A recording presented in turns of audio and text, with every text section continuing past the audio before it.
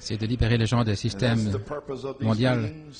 Et c'est le but de cette réunion. Et aujourd'hui, ce matin, c'est un petit peu un surplus, c'est récapituler un petit peu pour enfoncer le clou. Ceci est le temps de l'enlèvement. Seigneur, je suis épuisé et fatigué, mais Père, fais descendre la puissance de Dieu sur moi maintenant. Touche mon épouse et les gens malades qui attendent près de la piscine appelée Bethesda. Seigneur, que l'ange touche les eaux et qu'il puisse y entrer pour quels que soient leurs besoins. Alors que je prononce la parole, que Acte 10, 44 se déverse sur les gens. Acte 5, 15, dans son ombre, cette ombre parfaite, ce reflet de la Shekinah, il puisse descendre sur les gens, Seigneur, et les guérir complètement.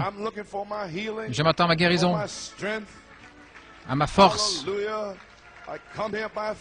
Je suis venu ici par la foi. Pour un message court et rapide, un petit encouragement. Et maintenant, Seigneur, bénis la parole qui sera lue. Et nous voulons nous souvenir de Donnie Branham. Nous croyons encore, Seigneur. 25 kilos seulement, mais il peut encore être guéri. Gloire à Dieu. Que la puissance de Dieu vienne sur lui. Et Wesco Junior, avec une pneumonie et de la fièvre, guéris-le complètement, Seigneur. Et notre sœur Virginia ici, donne-lui une puissante touche. Et frère Lamar, nous ne savons pas ce que nous allons faire aujourd'hui. Je ne sais pas ce que je suis censé faire. Fatigué, épuisé, parler quelques paroles, et nous verrons. Et comment tu vas terminer ici le 28 novembre, ce soir, la lune sera obscurcie, l'ombre de la terre va passer dessus et ce sera terminé, oh Dieu.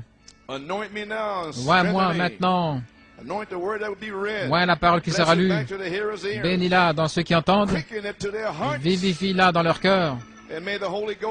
Et que le Saint-Esprit se déverse et baptise les gens, que les malades soient guéris par une parole. Nous prions dans le nom de Jésus. Amen et Amen. J'invite votre attention dans 1 Corinthiens. Tant de choses ont été dites. Donc je dépends de la pensée de Christ pour prêcher à différents types de personnes.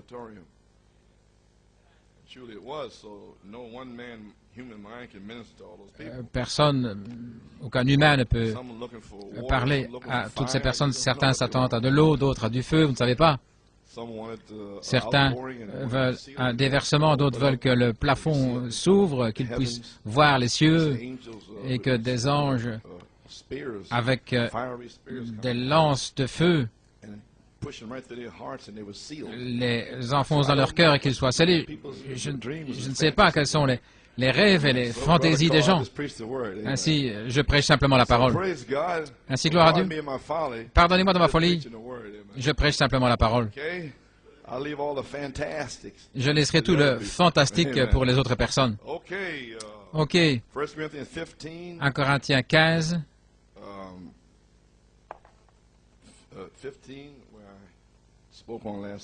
Là où j'ai parlé dimanche passé, au 51e verset, 1 Thessaloniciens 4 et puis Apocalypse 19. Voici, je vous dis un mystère.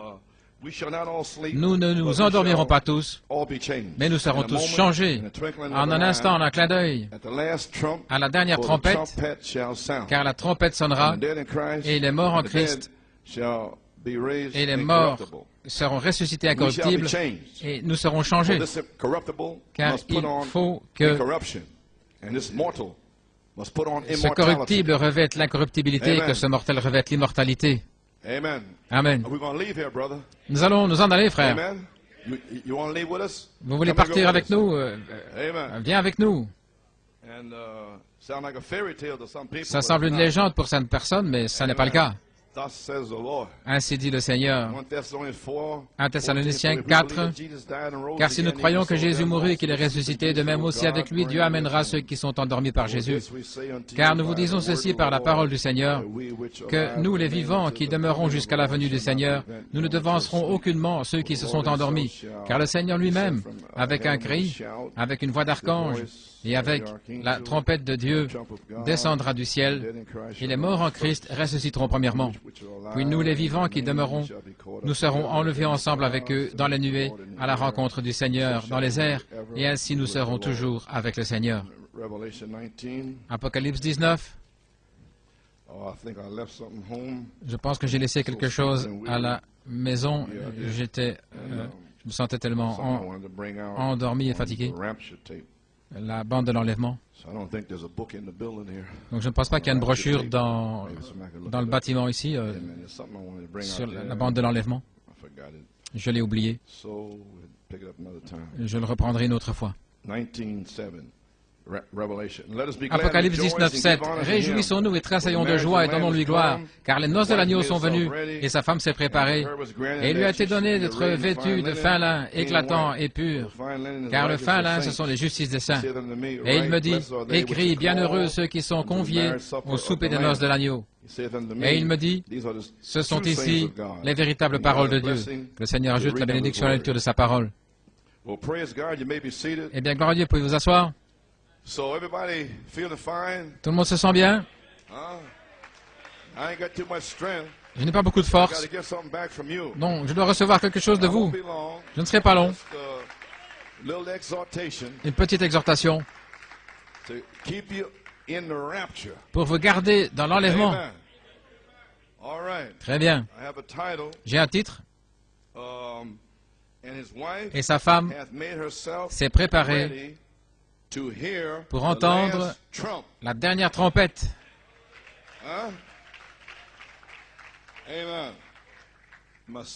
Mon sujet, le son de la trompette de Dieu est proche. Et mon inspiration, c'est changeant de mortel en immortalité. Que le Seigneur grave ces paroles dans vos âmes. Gloire à Dieu. Il n'y a plus de folie sur la troisième phase. Le 28 novembre 1965, il y a 28 ans, Frère Branham a prêché sur les ailes d'une colombe blanche. Aujourd'hui, il y a 28 ans. Et à la page 31, paragraphe 211-212, il parle de son expérience au Sabino Canyon. Je me suis levé comme ceci, les épaules nues depuis la taille. Il faisait chaud, j'ai regardé, et là c'était écrit dans le quartz, dans la pierre, aigle blanc. Exactement ce que la vision avait dit, que le message suivant allait sortir ainsi. Amen. J'en ai pris une photo. C'est toujours là, écrit dans le rocher, aigle blanc. C'est parti maintenant. La colombe conduisant l'aigle.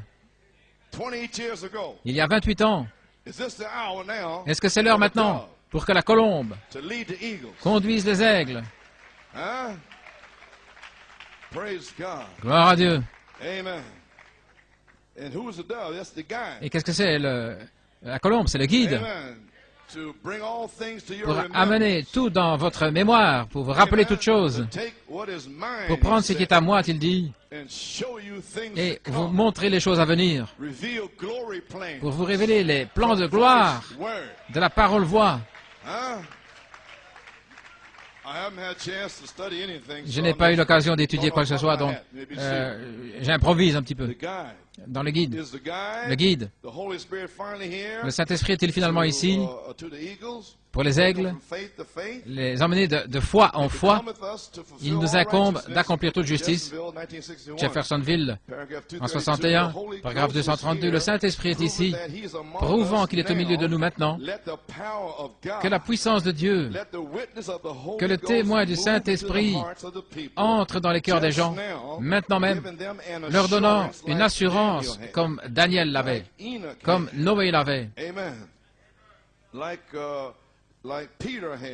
comme Enoch, comme Pierre, comme Paul, comme Jésus l'avait, comme Abraham l'avait, comme eux tous l'avaient, Seigneur. C'est qu'il nous incombe ce jour où la puissance des guérisons divines est déversée, des signes et des prodiges qui s'accomplissent. Un grand réveil est venu au milieu des gens. Le Saint-Esprit est descendu au milieu des gens. Ils ont crié, ils ont parlé en langue, ils ont prophétisé des grands dons, des signes et prodiges. L'ange du message, l'ange de l'âge, nous est apparu sous la forme du Saint-Esprit et il nous apporte un message. Nous le voyons s'accomplir. Nous le voyons prendre nos corps et nous transformer d'êtres humains mortels en des agents de Dieu, pas des membres d'Église. Pas sanctifiés aujourd'hui et dehors demain, mais des agents de Dieu qui viennent de Dieu et qui retournent à Dieu. Et ils restent avec cette parole. Amen. Vous pouvez vous asseoir. Et ces agents de Dieu pour parler des grands signes mystérieux et des prodiges, que lorsque nous voyons ces choses, alors il nous incombe d'accomplir toute justice. Voyez-vous ces choses ici? Ce qui est arrivé sur la troisième phase, l'avez-vous vu? Eh bien maintenant, il vous incombe d'accomplir la justice de l'enlèvement en vous préparant pour l'enlèvement. Amen. Gloire à Dieu. Comme Enoch l'avait. Nous voyons ce que le Saint-Esprit a fait comme signe pour nous. En octobre, en novembre, les rétrogrades, les jeunes gens, des guérisons, des délivrances, tout ce sont des signes qu'il est ici. Il est ici ce matin. Tout peut arriver ce matin. Ça dépend de vous. Gloire à Dieu. Nous le voyons s'accomplir. Nous le voyons prendre nos corps et nous transformer d'êtres humains mortels en agents de Dieu pour parler des signes grands et mystérieux. Lorsque nous voyons ces choses, alors, il nous incombe d'accomplir toute justice sur la troisième phase. Amen.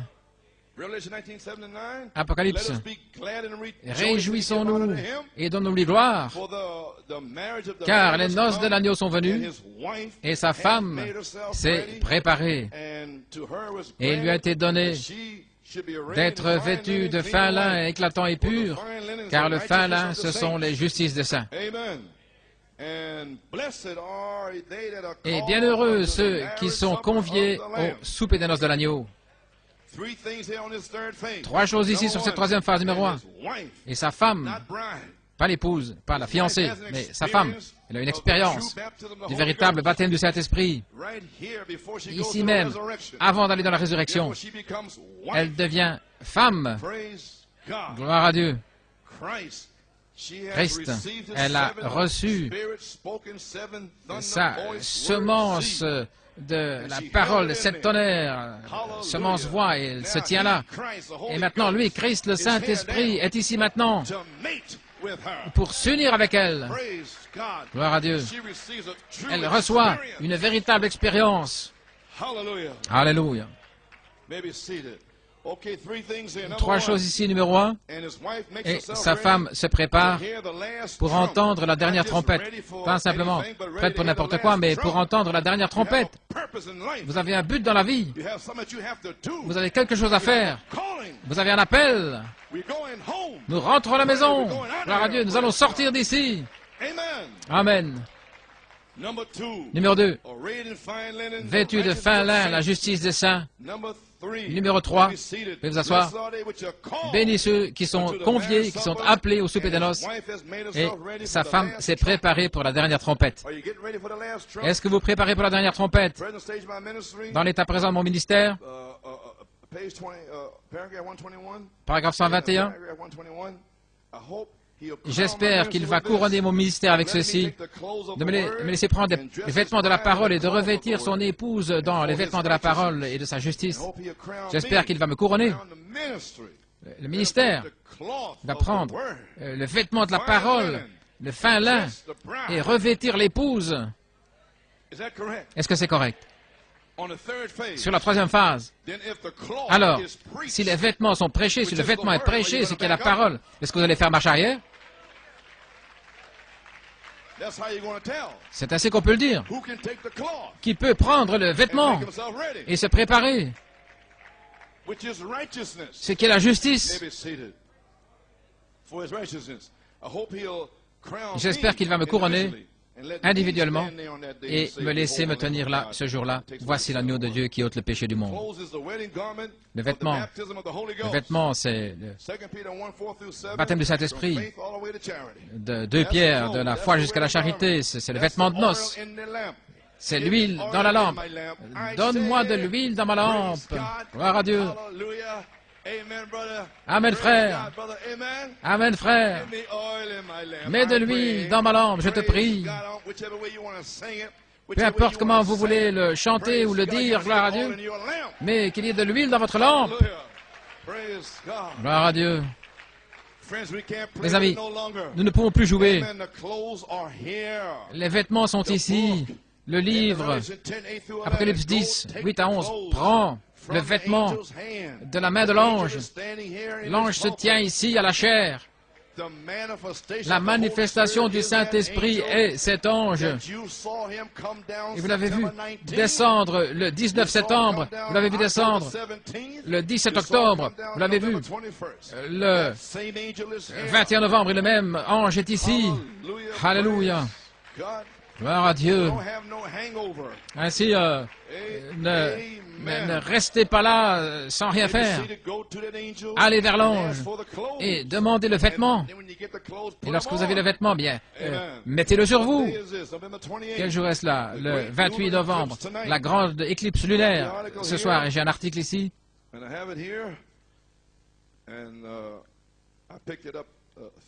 Je l'ai pris jeudi. Et il y en a un autre ici, à Miami, je pense. Le journal ici.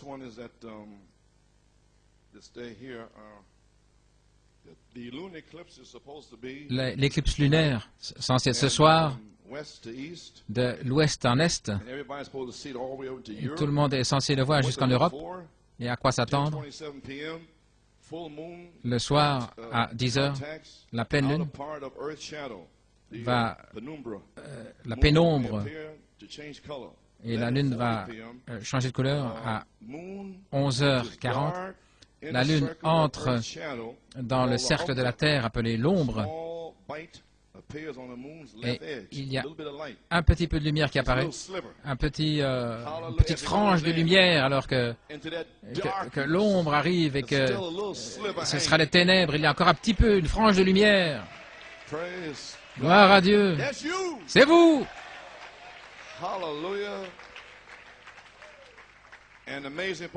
Et la chose étonnante, c'est qu'il y a trois photos là, de la pleine lune aussi, qui entre dans la pénombre, et puis après, ce sera l'ombre, vraiment l'obscurité, et ensuite,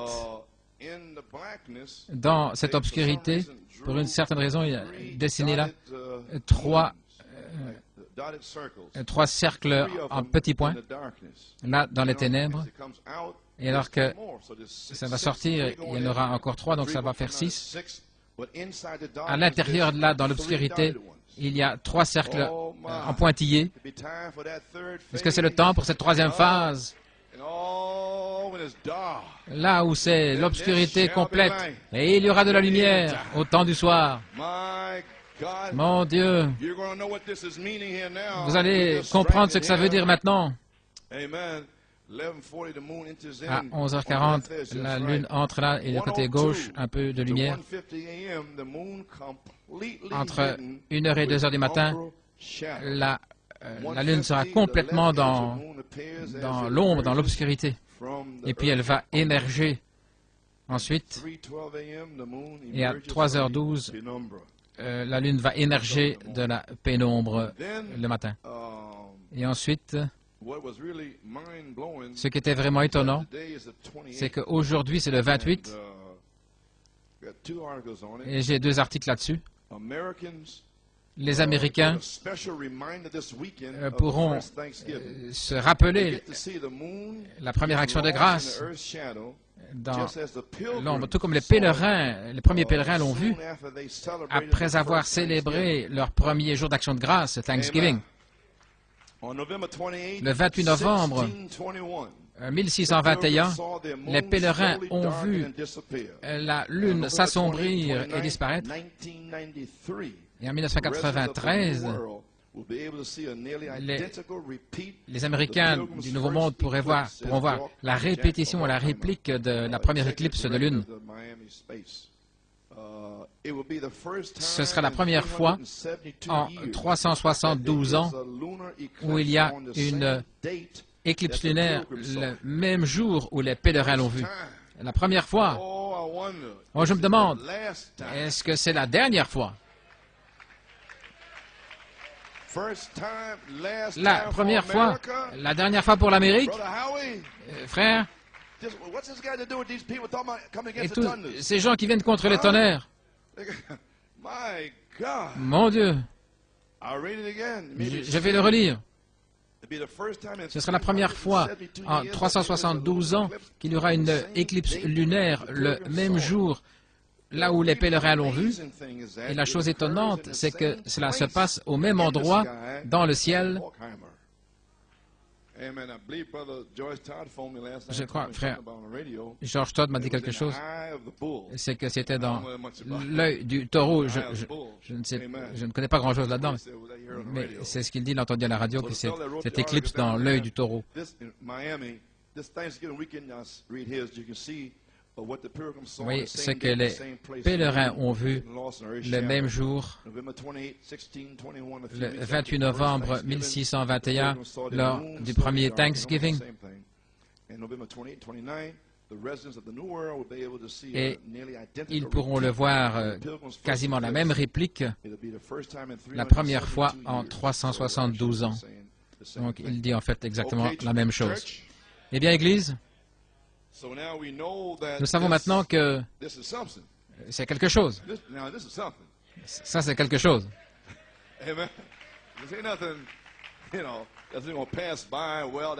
Ça ne laisse pas passer comme ça en disant que c'est bien. Non, non, c'est quelque chose, frère. Oh là là. Le pape est déjà venu ici, 28 années, et la colombe est prête à conduire les aigles. Oui, oui, imaginez ce matin, nous sommes là dans la lumière, et ce soir, l'Église va entrer dans l'obscurité totale. Et 2 Timothée 3, ils vont s'unir avec les Juifs, ils vont devenir un. Alors, observez alors le Conseil mondial arriver, et ils disent, il y a une citation, Frère Branham a dit, que ce gars-là va boire trop de vodka, et puis alors il va y aller. Nous savons que ce gars, en Russie, tout le pays sait que c'est un buveur de vodka, il est ivre tout le temps. Et il vient de passer une loi qu'ils n'ont plus besoin d'avoir un dialogue avec l'Amérique au sujet de presser ce bouton. Ils peuvent appuyer sur le bouton n'importe quand ils en ont envie pour faire exploser l'Amérique. Et aussi, en janvier 1994, tous les chrétiens en dehors de l'Église orthodoxe devront s'arrêter. Et au Mexique, les croyants aussi doivent s'enregistrer. Donc, de quoi Frère Coleman parle-t-il? Pourquoi il se tient là 3h30 fatigué et essayer d'imprimer ça en vous? Parce que c'est fini. Fini. Alléluia. Gloire à Dieu. Comprenez-vous, Église, c'est terminé. Gloire à Dieu. Et je relis ici les notes de Frère Branham. Je vous les reprends. Je récapitule. Gloire à Dieu.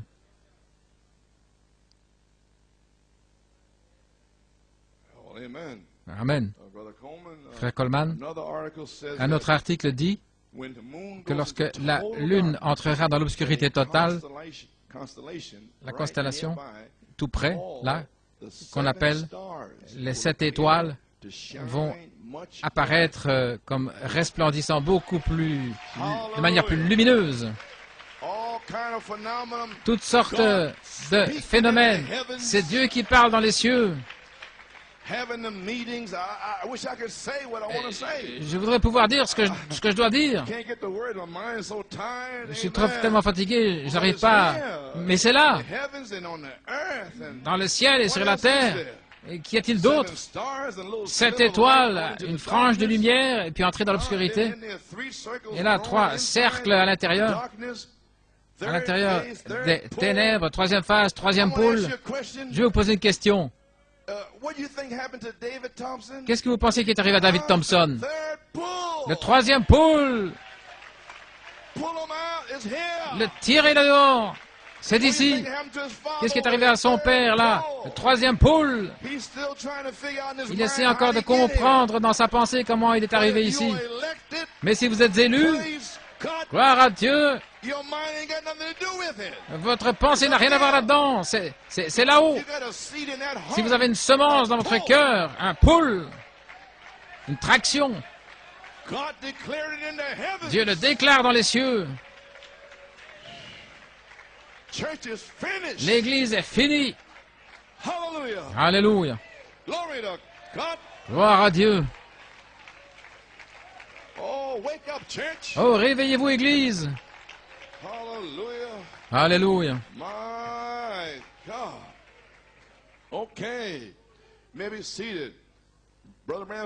Les notes de Frère Branham. Remarquez, Élie dans la caverne, la tempête des unitaires, Billy Graham, les campagnes qui secouent la terre, le puissant vent des pentecôtistes n'ont jamais ému le prophète. C'était simplement les effets de son passage, mais ce qui a atterri le prophète Élie, c'était la gloire de sa parole, voix révélant ses plans de gloire. Le prophète attendait son office. Remarquez, en tant que type, ce n'est pas long alors jusqu'à l'enlèvement. Voyez-vous ce que je suis en train de dire? Comment Dieu, tout ceci de toutes ces années, il m'a laissé aller dédicacer le bureau du prophète, là, et j'ai découvert sa note. Et puis, 2 Corinthiens 3, Seigneur, la gloire du Seigneur, comment? Et puis cet article, et puis tout à coup, ça a explosé. J'ai vu ce que c'était. Oh, gloire à Dieu. Là, juste là, sur la 3e phase, c'était prophétisé que ce serait là, et c'est là. Savez-vous pas? Ne laissez rien vous inquiéter. Regardez ce qu'il dit ici. Lorsqu'il est entré dans la caverne, les campagnes qui secouent la terre, Oral Roberts, ce n'est pas censé vous inquiéter. Vous êtes sur la 3e phase. Ce qu'ils font au travail n'est pas censé vous inquiéter. Est-ce que vous avez compris? Ce qu'ils font dans votre famille n'est pas censé vous inquiéter. Votre mari, votre femme, ce qu'ils font, ce n'est pas censé vous inquiéter. Les campagnes qui secouent la terre, le feu, le vent, ceci, cela, le prophète est resté là. Mais quand il a entendu la petite voix douce et tranquille, qu'est-ce que tu fais ici, Élie? Alléluia! Il est sorti, il s'est enveloppé le visage dans l'humilité. Et là, La parole voix a révélé les plans de gloire. Alléluia. Ne soyez pas tout excités. Ne soyez pas tout bouleversés avec cette petite chose qui arrive. Alléluia. Dieu a tout sous contrôle. Vous êtes sur la troisième phase maintenant. Alléluia. Gloire à Dieu. Amen. Ces choses sont seulement des effets de son passage. Mais ce qui a atterri le prophète Élie, c'était la gloire de sa parole voix révélant les plans de gloire.